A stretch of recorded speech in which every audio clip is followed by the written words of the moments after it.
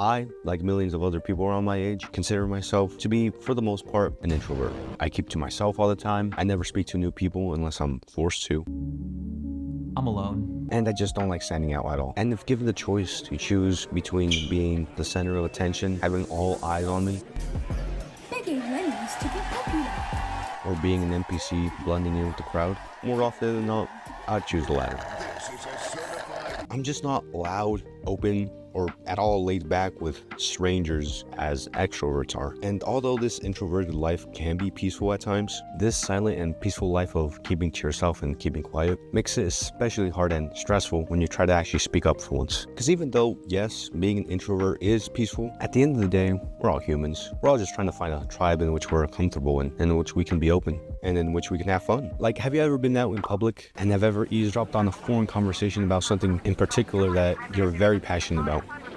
Like the urge to intervene and to join the conversation, the urge that has you tweaking, like that's just a prime example of your social desires as a human being put on display.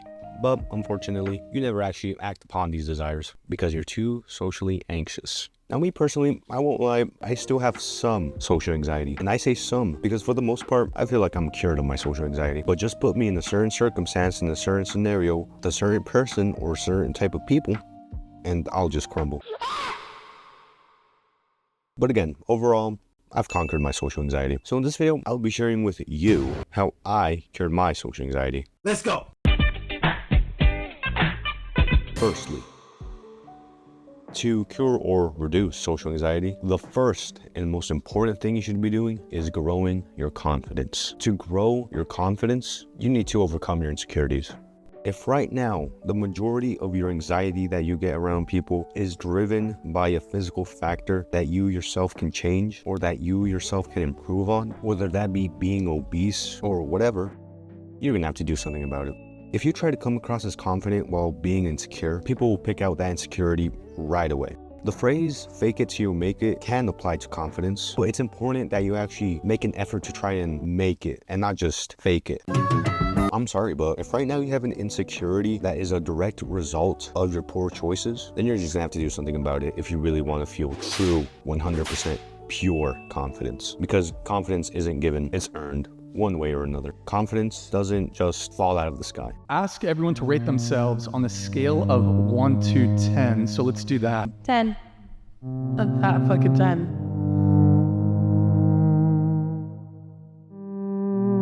And it doesn't even have to be something physical. If you're not in the greatest headspace right now, if you're struggling mentally, then learning how to talk to people without shaking really shouldn't be the biggest of your concerns right now. The majority of the time, social anxiety isn't actually the problem. For most people out there, social anxiety is just a symptom of an even bigger problem. It's all about how you present yourself to the world and how you perceive yourself, the person you see yourself as. That's all confidence really is. Faith in yourself and your strengths. And when you have faith in your strengths, you actually believe in yourself, you become way more forgiving of yourself, which in turn reduces the stress you have when speaking with someone new. And when you're confident, clear-minded, and stress-free, that's when your social anxiety goes away. When you're in the present moment with a clear mind. Hence why I'm saying that you gotta be confident in yourself to cure your social anxiety. But keep in mind, even if you're mentally prepared to overcome your social anxiety, overcoming it while easy also takes a good chunk of time. And I can speak on this. Even when I'm mentally prepared to present something or to talk to someone, I still sometimes inexplicably start to panic. Even when my mind is clear, calm, and focused, my body just isn't. The one and only way to overcome this is to just go out and gain experience and practice. Experience and practice is probably just as important as confidence, if not even more. Just go out there and push yourself out of your comfort zone. Can't get much worse than this. Hello, neighbor. The sooner you go out and experience and talk to people, the sooner you'll get all the weird, awkward conversations out of the way. So you bring somebody up and do a prostate exam. So I'm gonna ask for a volunteer. A free prostate exam. Who could turn that down? This sounds like a new opportunity.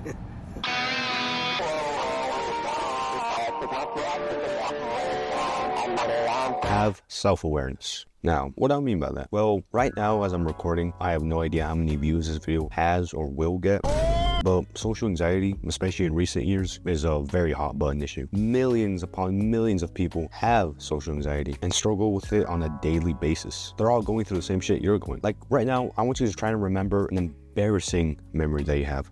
An embarrassing conversation or experience. A moment in which you were like, humiliated. A memory that you just cringe whenever you think about. Now, I want you to remember an embarrassing conversation or experience from another person. A memory in which someone else embarrassed themselves that you just happen to bear witness to.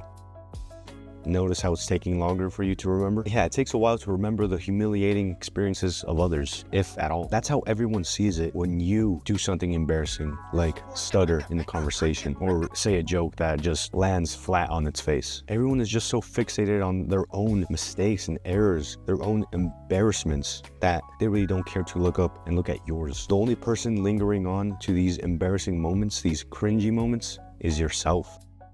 Yeah, they may laugh about it, bring it up 1 or 2 times, but long term, the only person that these memories linger onto is yourself. And as I said, it's the same for every single person. You're the only person that cares this much about your own failures. Just be yourself. Just be yourself, and all the people you speak to will be filtered out for the rest of your life as one of 2 people. As either one, they speak to you and they don't like you or find you cringy or embarrassing, and they distance themselves from you, never to speak to you again, and never to remember all the quote-unquote embarrassing things you said or did. Or they actually come to like you and your personality, and they become your friend.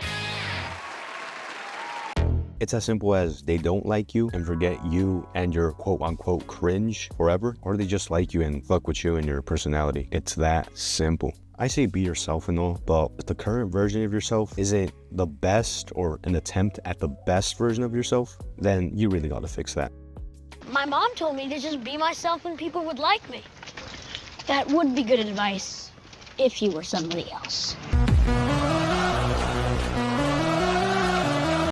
This all ties back to what I said in the beginning about confidence. True, authentic confidence. Isn't it interesting how all of this is interwoven? And being self-aware. Being self-aware can also mean recognizing that you can do better, that you can improve yourself. And even with all this I said about being the best version of yourself and improving yourself, I don't want you to fall into the perfectionism ideology that a bunch of fake self-improvement gurus have.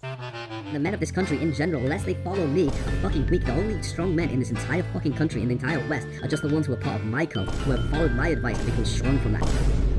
You can't keep getting away with it! Just be self-aware and honest with yourself without putting yourself down. Honesty without compassion is cruelty. So don't be cruel to yourself.